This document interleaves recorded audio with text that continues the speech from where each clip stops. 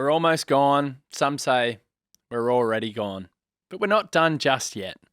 It's a red hot Doggies at Marvel. Oh God, maybe we are actually done. Welcome to the official, unofficial podcast of the Melbourne Demons, the DeeBrief. I'm your host, Adrian Horton, back in the studio. And I'm currently talking to Matt Adams, who is on a stand in front of me. And Adzy, it would have been great to have you boys in here. Marker, he got caught up. But I tell you what, I am so happy to be out of the house. I've had a significant dose of cabin fever. I love my family. I love my life. I love my new little boy, Jasper. But it's good to be out and about. I'm happy to be talking to you on a stand. Yeah, mate. How's Jasper going? He's going well. He's feeding well. He's sleeping well. I had a bit of a late night last night, but I still probably got 4 or 5 hours in, and that you can take that. Like that's good enough as a parent at this stage. So that's all going well, mate. What about yourself? How have you been in recent times? Yeah, good. Riding the highs and a few lows recently with the D's. So hopefully we can have an improved showing this week. It's been a strange year, so you never know. The Doggies do look good though, but I'm not that confident. I don't think you can be confident. You're normally the eternal optimist. It was interesting. We're going through our thread. I think it was yesterday when there were a few messages popping off between yourself, Marker, Nuggo chimed in towards the end of it. And one of the things I just wanted to start with before we get to the teams is just the idea of finishing the season on a high. Now, I think you're more aligned with me. I just want to win as many as we can. There's 4 games left. Port at the G isn't ominous. Dogs is obviously the most ominous out of the last 4. Port, we're a sniff. And then you look at the Suns away. They've just lost to Brisbane, so they've lost that aura at home. And then you've got the team that we love to capitulate against in the last round against Collingwood. So I think I'm with you. Like, let's just go out there, give it a crack. If we end up winning one, cool. If we end up winning a couple, I'm probably content and pleased. And then the miracle, if we happen to win tomorrow night, then suddenly I'll start thinking, well, we're a big chance of maybe still having a crack and getting into finals. And I want that experience. I just don't understand the people that say, put a fork in it, set yourself for 2025. I believe setting yourself for 2025 is trying to win as many games as you can. And you agree with me. Yep. So I couldn't agree more. I think I don't know what the point would be to put a fork in it. If people say the draft, I mean, we generally draft pretty well anyway. There's heaps of academy players coming through that are going to go high anyway. And also, if you look back to 2020 when we came home with a wet sail, we didn't make finals, but then, we know what happened in 2021 and how we started. So if we can get more confidence into, especially those young players, the 18 to 20-year-olds, and it's good that a few of them are getting played. I'd like a few more. I haven't seen the teams yet, but I'm hoping that maybe 1 or 2 are in this week. I think you'd be silly not to want to see your team win. We're not in that stage we used to be in the 2000, between 2010 and 13 or whatever it was, where you're going for the number 1 draft pick. We still do, I firmly believe, have a bit of a window. I think we've got a good young team. You can write off this year, I will say that. Like, even if we make finals, I don't think we're a chance of winning the premiership, especially the outs that we have, especially Petraka. But you still want to win, and I think we still definitely have a good young group. Yeah, absolutely. Team news. Dogs have made no changes, so they're fair enough. They are so settled and so stacked, and I actually did a bit of a deep dive in at the office later tonight, and I just downed tools, and I just went and studied the Dogs, and fucking hell, they are so impressive at the moment. So I'll get stuck into them soon, but no changes for them. Their balance is perfect at the moment. They are a genuine premiership contender, and they're in 8th spot at the moment, which is absolutely wild to think at this stage of the season. But that's how tight it's been this year. It's been mental. But I like our ins. I'm bullish about our ins. I think they're fantastic. So Blake Howes, I spoke about him a few weeks ago. I'm like, where is he? I want to see him. He's come back in. Thomas Barrow comes back in after having a big game at Casey and deserves to come back in. And Colton Tholstrop is back in the lineup as well, which I'm super excited about because clearly he's got some really good traits and looks like he's going to be a good footballer.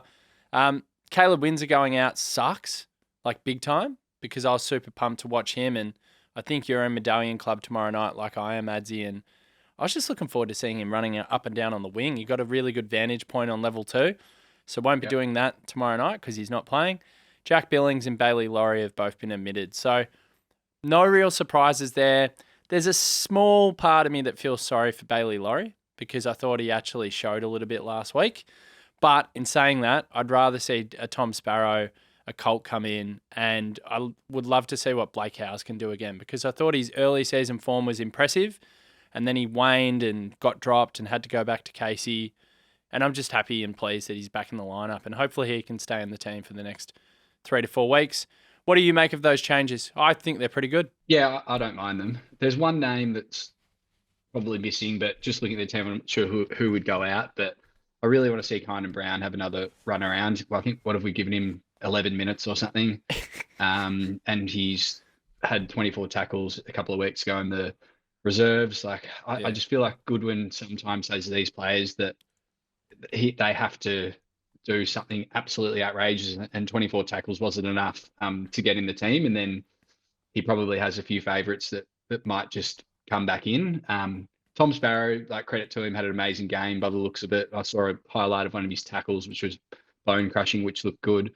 So he probably deserved to get in, but I don't know. Is it too early? Like, is that all you need to do? You go back for one game.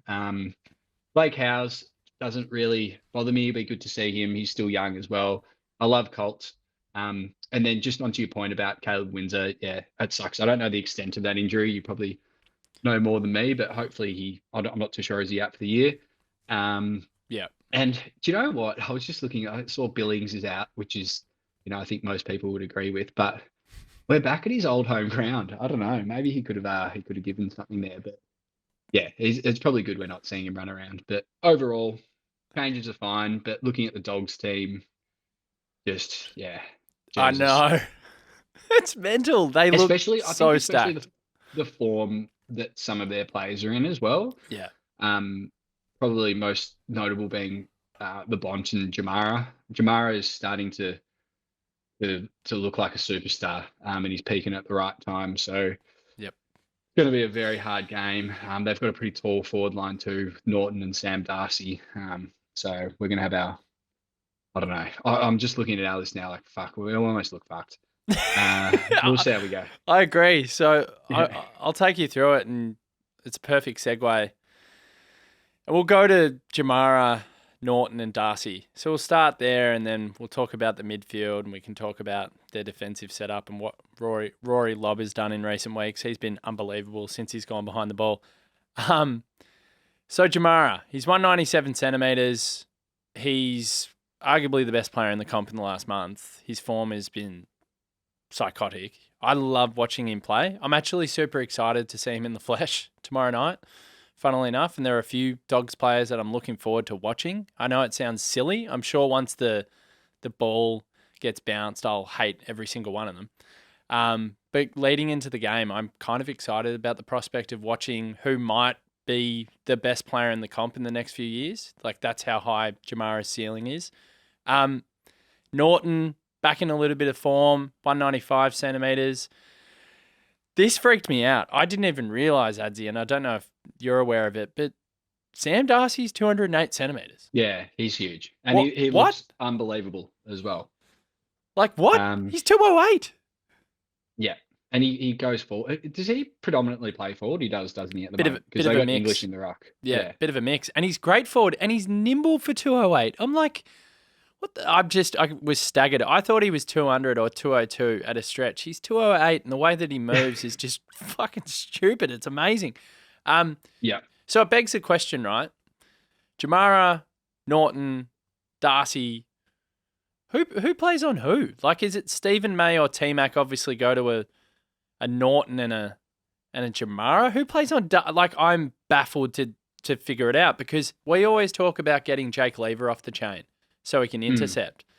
Well, I don't think he can because it doesn't really look like we've got the options. Howes is only 191, so you can't imagine that maybe Howes has come in to play on a Norton because he's athletic, but far out. Norton could take him to the cleaners. I think this is our biggest problem tomorrow Yeah. night. We'll talk about the midfield and how we've been shit at clearance in a second, but like, how the hell are we going to contain their three-headed monster? I don't know. The only thing I'd possibly think would be maybe putting Petty back again where I think he belongs as well. True. But the thing, like you say, Norton as well. Like Norton can go missing sometimes, but Mm.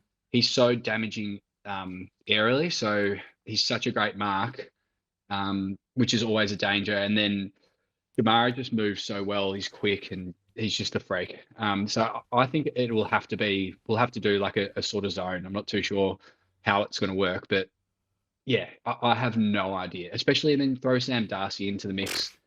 Max Gorn's going to have to work back a lot, basically, and we're going to have to try and trust our midfield to win the contest, which I don't know how good they've been recently, maybe even the last couple of weeks, but um, that's where it will.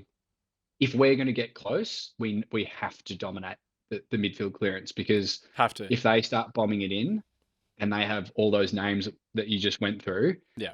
they'll just absolutely eat us up. But recent history as well, like the Dogs have really, since the grand final, sort of been our buddies. So Yeah. I don't know if there's a bit of mental, I don't know, a bit of that we can bring into it, and a few of those players that obviously played in the premiership as well. And I don't know what it is, but for some reason when we play them, we just seem to not even just beat them, like we smash them by like 50 points or more. So Yeah. hopefully they can carry a bit of that confidence in. But yeah, just looking at them, they've beaten some really good teams and coming off the back in Sydney.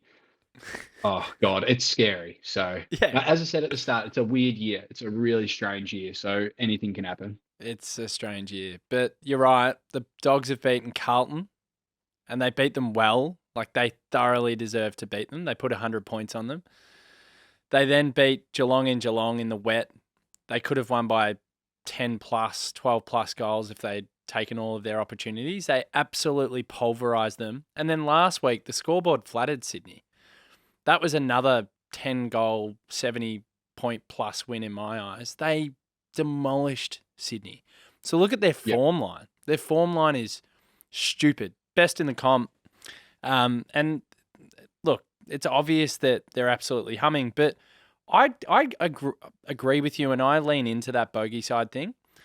So funnily enough, this weekend as well, Port Adelaide plays Sydney. And do you know the head-to-head record against those two teams in the last 7 games? Are you aware? I'm not aware, no. So Port Adelaide with the Sydney smashing? Port Or is it the Adelaide other is way around? 7-0 in the last 7. Oh, shit. Which is so strange, right? So everyone's got a bogey team. And because I'm a loser and I've got nothing else to do, I went and checked Big Footy and I looked at the Western Bulldogs board. And yeah, they're pretty confident. They're like, oh, yep, we can do it. But every 5th, 6th, 7th post is, oh, I don't know. Melbourne always smash us. This is the team we struggle against. So I think from a mental standpoint, their supporters are freaking out a little bit. The other thing as well, when the spotlight has been on the Bulldogs and they've been favourites, they've shown a propensity to crumble a little bit. So that plays into it as well. And there is little to no expectation in us winning tomorrow. No one will tip us. So that's another thing that comes into it. Yeah, I agree. And also, just obviously trying to be a bit positive here. If you look at our last month or 5 weeks, it hasn't been that bad besides the Freo game where Freo just annihilated us. Like we just lost to Brisbane by 4 points or 5 points. We smashed West Coast, looked great. We beat Essendon when they were, going for top 2. And then, as I said, Freo was not good. And then we lost to GWS, who were a gun side, going for a top 4 position as well by 2 points. So it's not like we're an easy beat. We're still, I think the thing that's keeping me sort of positive and not too upset at the moment is that we're showing that effort. Like if we had just rolled over and we were just getting smashed by 50 points every game, then I'd be really worried. But our young players seem to care, and obviously the older ones in Max and Viney and Clary are probably leading that. So I don't think we'll ever give up this year if that's what people want to do. I think they'll keep fighting to the end. And I think, look, I don't know, the Bulldogs could. I'm going either way. Like they could absolutely annihilate us, or it'll be really close. I don't think there's going to be anywhere in between. And I reckon we'll know quite early on. Like if if they just get a couple of quick ones out of the midfield and it goes straight to Jamara and then a Norton and they kick a couple, like, yeah, I might be going to that bar pretty early with you, Naughtsie, but we'll see how we go. Yeah, it'll be an absolute lock-in at the bar at quarter time if that's the case. I can definitely see a world where that happens. The other thing as well, and I've spoken to a few people who are in the know, one particular person who's at a AFL club in the rehab department, and he actually said to me, 5-day breaks are the single worst thing for any football club. And the Western Bulldogs have one.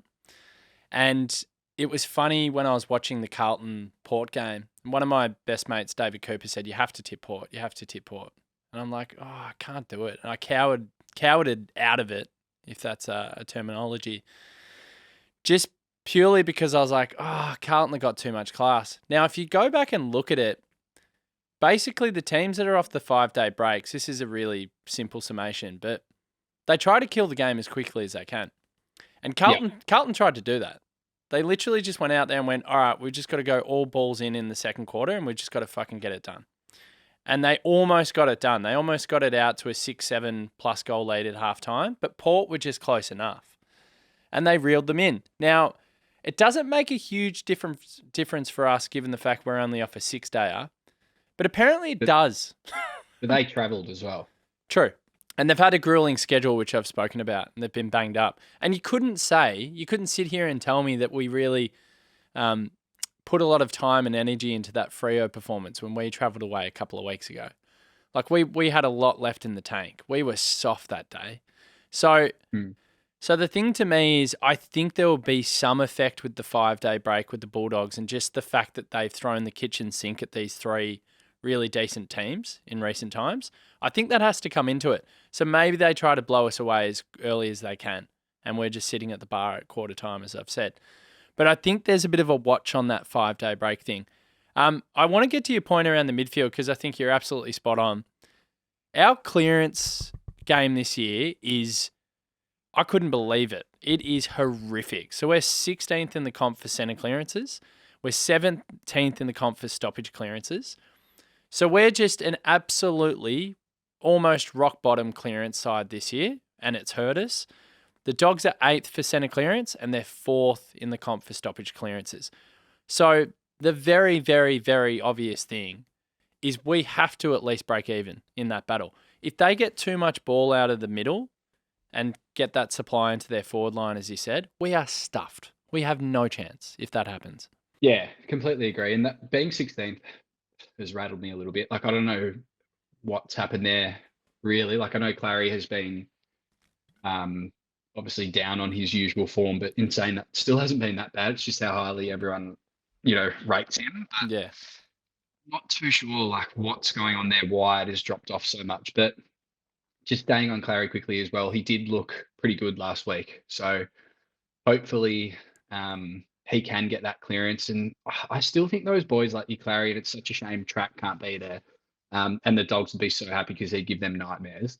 I just think that they are so competitive, your Levers and Max and Clary, and they love the Bulldogs, and all of those guys will show up. Stephen May. It's really then up to our younger players to see how much they've got in them, because I have full belief in those older guys and the ones that played in the final. But yeah, their midfield is pretty good as well. And like Marcus Bontempelli, probably the best player in the comp. Yep. He's going to be pretty hard to beat. He always is. You've almost just got to let him do his thing and hope he's not too damaging. Like, you've almost got to expect about 25 to 30 and a couple of goals from him. And then hopefully someone can do it our way, like a Varney or a Clary, who hasn't really done that this year. Nibbler on Bond, probably. Bond's pretty big. I don't know if Nibbler can do it. I don't know. Like, Nibbler obviously has the tank and the ability, but I don't think he has the strength. Yeah, I'm not too sure. I can't remember in the past who's taken Bond. I don't know whether it's been a Track head-to-head thing, but that's a really is really Sparrow tough one. Strong enough to just come in and you go, mate, you know what? Yeah. This is your job. You've got one job. You just become an absolute nuisance, and all you do is you just try and negate a Bond. The only problem with that, Ed Richards has been awesome since he's gone into midfield. Trelaw's having probably the best year of his life. He's never been an All-Australian, which baffled me because I rate him highly. He's averaging 32 disposals a game. That's the best in the comp this year. So even if we did a job on the Bont, like Richards has been impressive, Treloar's been super impressive.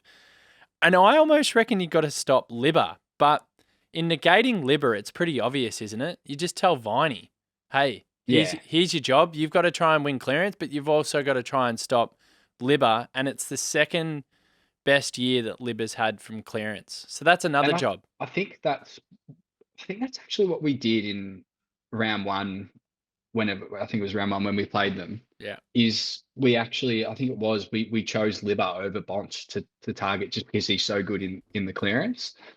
I'm happy to, obviously we need to keep an eye on Bont or just throughout the first quarter or whatever it is and just see who's blowing up.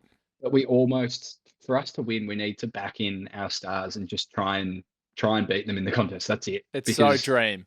we can't, but we can't just tag all of them because we need to win the ball. So yeah, there's going to be a couple of them that are going to get off the leash for sure. It's crazy. It's such a good mix. So Sarong, Brayshaw and Young is amazing for Freo. Like, I love their mix. I like Carlton's as well. I think it's a really good balance. But Treloar, Bont and Libba, I reckon, is the best balanced midfield group at the moment. I just think it's perfect. You've got the in and under Viney type bull in Libba. You've got the best player in the comp in Bont. And then you've got the classy both sides, can hit up a target, has a great speed and acceleration away from a contest in Treloar. Like, it's the perfect mix for me. So you look at it and you go, okay, we've been really average from clearance all season long. What's going to change? And we're coming up against probably, in my opinion, the number one midfield group at the moment. Just in terms of balance, they're perfect.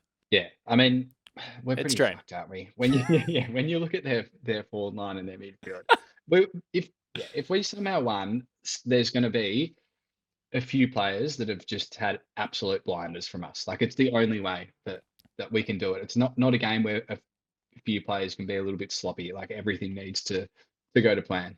Yeah, I'll take a few weeks of being in the bad books with Fee for a kick on if we win. Like, I know she probably won't listen, but I'm going to put it out there. And look, I apologise to all the people listening if they get offended, but I'm taking the 3 weeks. I'm taking the 3 weeks of being in the bad books for a famous victory because it would be the best win of the year for me. Yeah, definitely, and especially for the point in the season we're at. If we win this, and I think this is what we were chatting about, Naughtsie, throughout the week. Yeah, I think you sent me a message saying, "Do you still have any hope?" And I like, as a supporter, and I feel like as a supporter of any club, like, there are people that say no, but deep down, if you support them enough, there's always that glimmer. If it comes to you, during the week when you're at work, or if it comes to you when you're walking into the ground or when you're getting your takeaway pizza just before the game, there's always a few butterflies. You're thinking, even when we were losing by 100 points every week, I'd always think, oh, maybe we could do it this week. Yeah. So that's the thing that Melbourne famously do. So that, like, it'll probably be a game that we'll win and then we'll go and get smashed by Port the next week or something. So I feel like they really do get our hopes up sometimes, but I sort of want that anyway. Like, I'd love to win and then keep that, dream alive of potentially getting to finals. But it's going to be very hard, which we've touched on pretty heavily. But it would be a very Melbourne win. Yeah, it would be. You're absolutely spot on with the hope piece. I think my hope is when I get to the ground, I haven't been to a game in 6 weeks, so I'm buzzing. I'm going with Scotty and Rollo and Billy Anderson and my nephew as well, and I'm hoping Richie will get there. He's a TBC at the moment. So going with a great crew. So number one, I'm just pumped to go to the footy with people I love dearly. So that's the first thing. And then the second thing is, as I said, I haven't been in a while, so I'm just like super jacked to get to the footy. But as soon as the boys run out and I see Cozzy and I see Clary and I see my boy Jake Lever and I see Judd McVee and I see Jack Viney looking like he's going to kill someone, I'm going to go, oh, fuck, we can win this. Yeah, Like always. it always happens, no matter what Melbourne side it's been, or maybe not the teams of 2008 through to 2013. But honestly, all these teams that we've had under Simon Goodwin, when we've been not only ultra competitive, but we've been winners. We've won, well, home and away season winners, not really finals winners anymore. But like we've won a lot of games in a lot of tricky circumstances. So even when they run out in the ground, I'm just going to be like, yeah, we could do this. Absolutely. And then we'll be at the bar at quarter time. But that's cool. Live Yeah. in hope. Well, that's the thing. The feeling of hope is a great thing. It can go very quickly though. So hopefully it doesn't go too quickly. But I think just one thing of, you know, a little bit positivity is that we, as I said, I touched on before, like we haven't actually been playing that bad. Like I feel like some of our supporters think that we're, what we were back in, as I said, 2010, around that time. Like we're actually doing pretty well considering the injuries we've had this year and the kids that we're playing. Like I think it's pretty well reported that we have some weeks the youngest team or the most experienced team running out there, and we're still turning up against these teams like GWS and like Brisbane, who could win the premiership and only losing by a couple of points. So yeah, Freo aside, we got smashed by them Yeah. twice really badly, but I don't know. The Dogs, I think will hopefully be in it at least for a while, and we can have that hope. Hopefully after half time too, going into the last half. I'd love that. And then if we get a win, me and you will be on the terrace looking over the docklands together, Naughtsie, having a few beers, and you'll be writing a message to your missus, working out how you're going to get out of tomorrow. Or just operating off 2 hours sleep with a two and a half year old and a 3 week old. But it wouldn't bother me because I'd just be basking in the glory the next day. So you just get on with it and you just find a way. But it would be the single best victory of the season if we got up, given the circumstances. They're just in a great place at the moment. I think Cozzy could be the difference if we want to roll him through the middle more this game, because he'll give us that different dynamic. The other unknown quantity for the Bulldogs, because it hasn't happened yet, is Trent Rivers in midfield. So, yeah, and he's huge. He's been great. Yeah, that's another one for me. So I know the Dogs will set up for Clary and Viney as they normally do, but Cozzy and Riv Dog are probably the two tricks up our sleeve, I reckon, from a clearance perspective.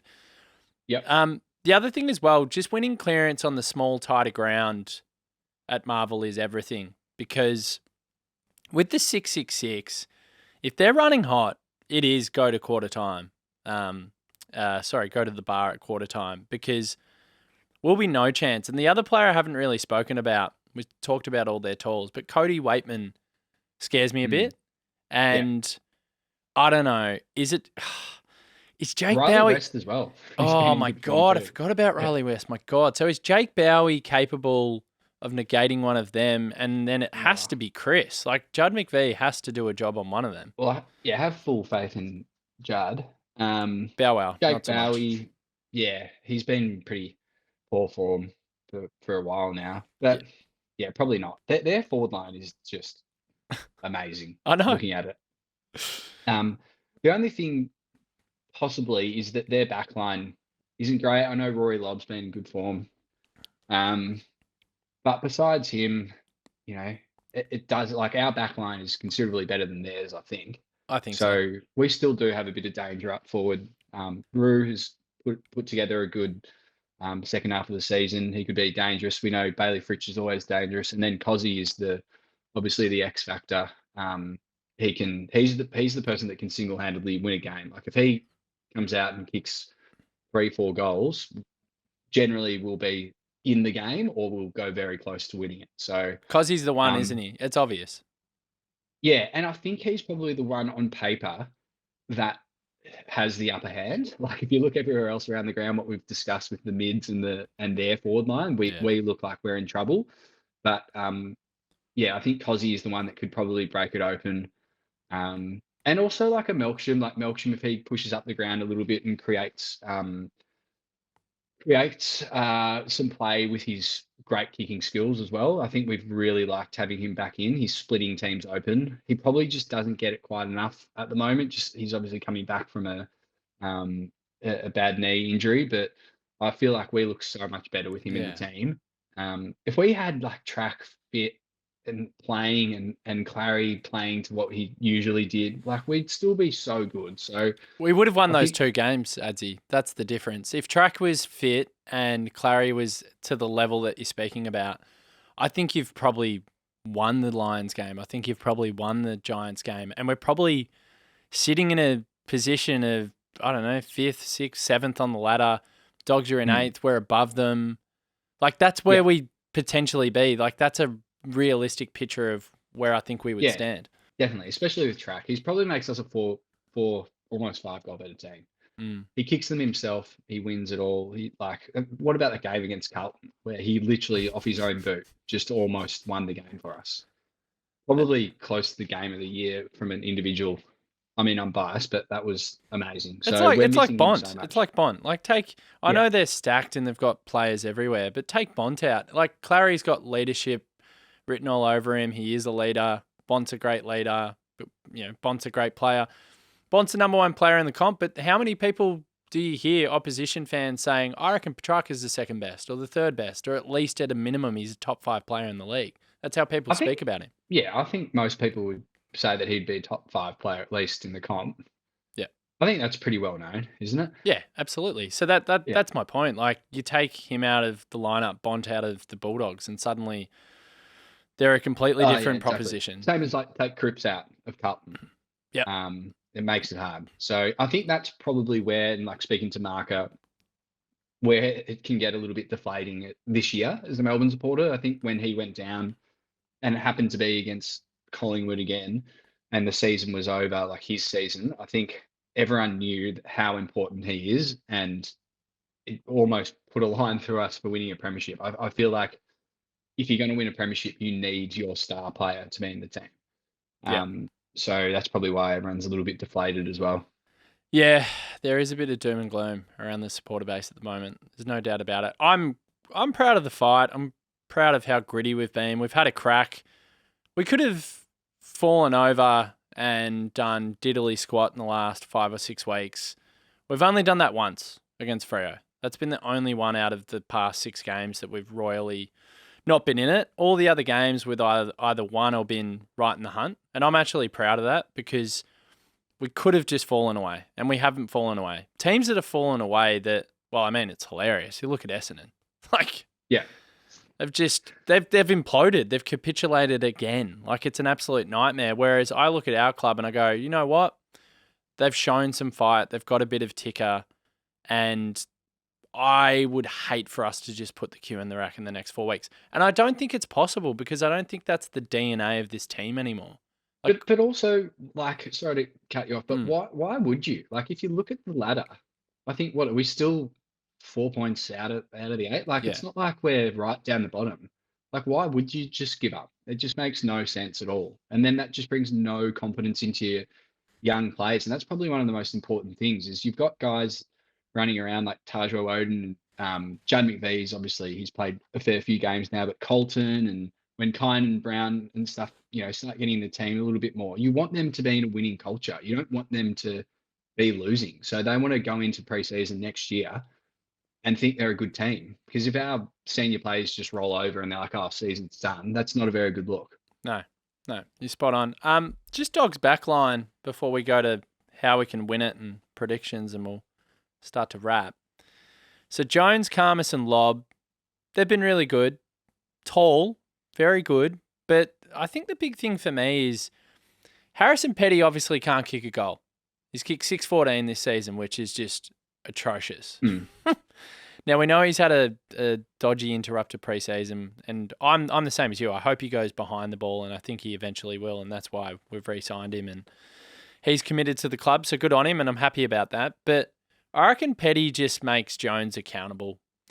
And then I reckon Melksham is clever enough to get Lobb out of the D50, out of the vicinity, because what I've seen watching the Dogs recently, like Lobb is just doing as he pleases. He's just going behind the ball, taking intercept grab after intercept grab.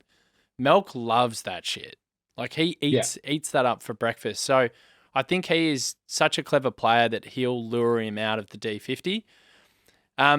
And then I think the one player that, interestingly, after being a loser and going on the Bulldogs big footy forum again, they're so scared of Bailey Fritsch. Like, so scared of him. Like, he's one of the players that has been getting a regular mention. And Bailey's had a pretty up and down year. And he's had some really good days, and he's had some absolute shockers. Like, his gap between his best and worst is so vast in our team. It's probably the most vast of any player. So Bailey's got that 3-4 goal performance in him as well. We talk about Cozzy and how important he will be.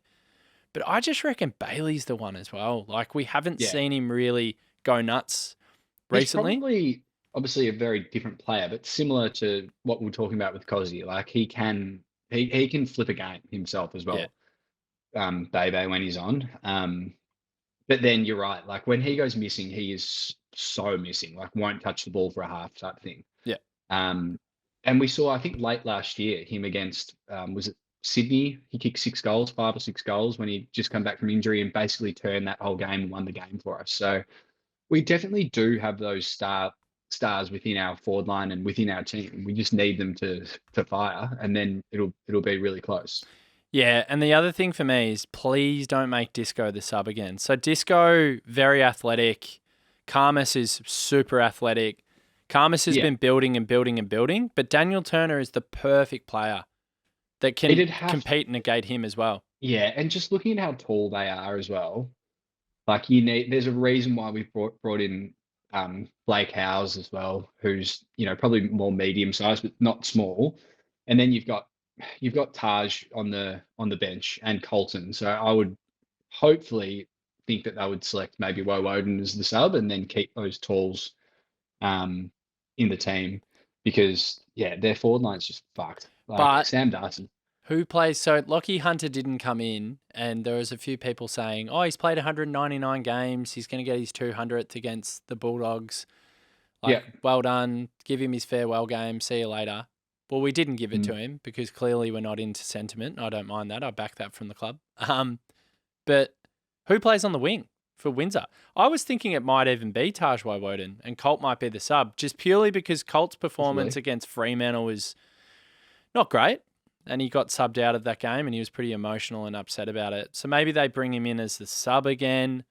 Taj plays on a wing where apparently he plays his best footy. I've watched him a little bit at Casey play on a wing and he looks pretty good. Or who else can operate on the wing there? Because I look at it and I don't really know, to be honest. Like, honestly. I don't know. I mean, I would love to see at some point Judd McVie go into the midfield. Probably, whether that's a wing, I'm not too sure. But he's probably too important for us down back for this week anyway. But yeah, you're right. I'm not too sure. I know Sparrow's there, but he's more inside mid. Cozzy can move up, but again, probably mid. Langdon's the one that we don't really need to worry about because he just doesn't come off. But then looking at the field at the moment as well, like Neil Bullen is listed, I think, as the other wing. So him and Langdon can run all day. Howes played a lot of wing. Did during his juniors. So maybe they'll look at him again as a wing option. But I feel like they need him to do some stuff early against their tall timber. You could put Howes on like a back flank and bring up Andy Moniz as well. Put him on a wing or something. He's got some speed. Moniz, yeah. Okay. Yeah, I don't know. That's the weird one for me. Who knows? Basically, we have no fucking idea. We'll have to see what happens. No fucking idea. Yeah, for sure. But I'm looking forward to Medallion Club. That's going to be good. How do we win it? Well, this is what I've got before we just do our boggin prediction. Clearance, pretty obvious. We've spoken about that. That's a no-brainer. Defensively, how can we keep those triple towers down? That's going to be super hard. Probably can't. We just need to kick goals. Well, we have to be clinical. We have to be clinical. So there's a little bit of me that thinks the Dogs will have to have a bit of a dirty day in front of goal, and we'll have to kick super, super, super straight. That's another way we can win it. Just hope that they miss. The other way we can win it is just that sustainable pressure that we saw in the first quarter against GWS. Now, it's tough when you've got a raw team, a team that hasn't played a lot of footy together, and you can't sustain it forever. But if we can keep up that pressure, forward half pressure for maybe 2.5 quarters, That'll give us a better chance. So that's another way we can win it. But it's tough. Yeah, it's going to be real tough. But I don't know. Let's just see what happens. Possibly the Dogs are cowards against us, and who knows? As we said, Bailey Fritsch and Cozzy could flick it. Would hope so. What am I going to go for? Oh, before I go for it, Marvel record. Some Marvel records. Pretty good, isn't it now? Bloody impressive. So this is from Luke Gavin, a avid listener of the podcast. So shout out to you, great man. Thanks for sending this in. He's a bit of a stats guru. So I just went to him before the show and I said, hey, can you dig up the Marvel record under Goody, please? He came back about half an hour later. So thank you, great man. 12-4 since 2017, and we're 6 of the last 7. Wow. Have we played the Bulldogs there, does it say, recently? The funny thing is, 6 of those last 7, I distinctly remember the loss is against the Bulldogs when Jamara went nuts, kicked 5. We lost by about 4 points or something. 2022 off the top of my head. So 12-4 under Goody, 6 of our last 7. It's really good. And then he went through. This is what he does. He goes to the nth degree, which I enjoy. We've got a 56% winning ratio at the G under Goody, 58% at Optus, 71% at Adelaide Oval, and Marvel's our best at 75%. So, funnily enough, the G is 51 wins from 91 games under Goody, and we've got a better record there this year. We're 8-4 at the G, so we've improved our percentage slightly. So, I think before this season, we're almost a 50-50 proposition at the G under Goody. So, anyway, that's just a side note and something that we can mull on another day. But that's not good enough. It sounds good, but it also hurts that the team that beat us was the Dogs. So I don't know how much we can read into that. Yeah. But I mean, we'll take it. I'm taking whatever I can get. I'll go first, and you can wrap. But I'm just gonna go with Cozzy for my bog, and just being the X factor that you spoke about before. I think because he's had 2 down weeks, his pressure was amazing last week. He had 8 tackles. He was awesome. Good smothers, good inferred pressure, all those types of things. He just couldn't get on the end of it, which was kind of frustrating. So I think he's primed to hit scoreboard and have a big night. We get him in the middle. He creates a bit of chaos. I'm going to put him down for 4 goals, couple of goal assists, 20 touches, maybe 5 clearances, and he can be the difference, but we'll still lose by 15 points. Yeah. Look, I don't think I've ever tipped against Melbourne on this podcast. I normally, obviously in the past, do very, very big margins, but maybe I'll try something a little different and see how it works. The next week I could try and jinx them. So, okay. Look, I'm going to say firstly the Dogs will win. And I reckon that Sam Darcy will be best on ground. I just reckon 12 goals. He'll get off the leash. He's huge. He's a young gun. He'll kick 5. And yeah, I think we'll probably lose by 6 or 7 goals. So, apologies to the listeners, but that's just my honest opinion. I think the line, I heard this, and not a betting man, but I think it was about 28 points off the top of my head. So yeah, that says everything, doesn't it? They look bloody good. They do look very good. And that's the thing, like, we don't actually look that bad, but they look really good. And it's at their home ground, and we've got them at the worst time of the year. They're fit as well.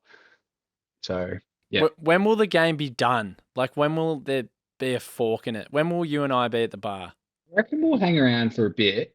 I reckon, like, early third quarter, they'll kick a couple, and they'll be up at halftime, maybe by like 10 points, and then they'll kick a couple of early ones in the third quarter, and we'll be off. Yeah, straight to the bar. Love it. It's good. All right, mate. Well, it's been good. I've enjoyed talking to the stand. Derek, thank you. It's been an absolute pleasure. Thanks, Derek. To panel. He's got his Von Dutch hat on for all the listeners. It looks amazing. It's very cool, isn't it? It's really cool. Going back to 2004, I like it. Yeah. Yeah, no, it looks sexy. That was when I was peaking. When was that? 2004, 5, 6, 7, 8, 9, 10. I feel like you're peaking now, Derek. With that Von Dutch hat on. It looks good. Maybe hang on. Maybe that's a sign that Van Rooyen's going to go nuts. Van. I like it. As we said, we'll take whatever we can. Yeah. Take any signs possible. Yeah, every single sign. Adzy, thank you. I will see you tomorrow night, mate, and have a good night. Enjoy the Olympics. What are you going to watch tonight? I think the swimming's still on. I know the golf's on actually, so I'll continue to watch that. I'm loving the Olympics. I've been watching all the night sessions, so I got up this morning to watch a couple of silvers, but I think I'm going to stick to the nights, the real wispy sports like BMX, and can't wait for breakdancing. I think that's on one of the Saturday nights soon, so get into that. Yeah, I've had quite a few people texting me saying that I could have entered and competed in the breakdancing, which is just a nice little compliment to my very odd dancing technique. So thanks to all the people that have sent that in. Can't actually believe that's a sport in the Olympics, by the way. Amazing. Imagine winning an Olympic gold for breaking. Sick. You'd be fucking stoked. Yeah. Like stoked. Anyway, mate, it's been a pleasure. I'll see you tomorrow night. Yeah, sounds good. See ya. All right. See you, Derek. Catch up. See ya.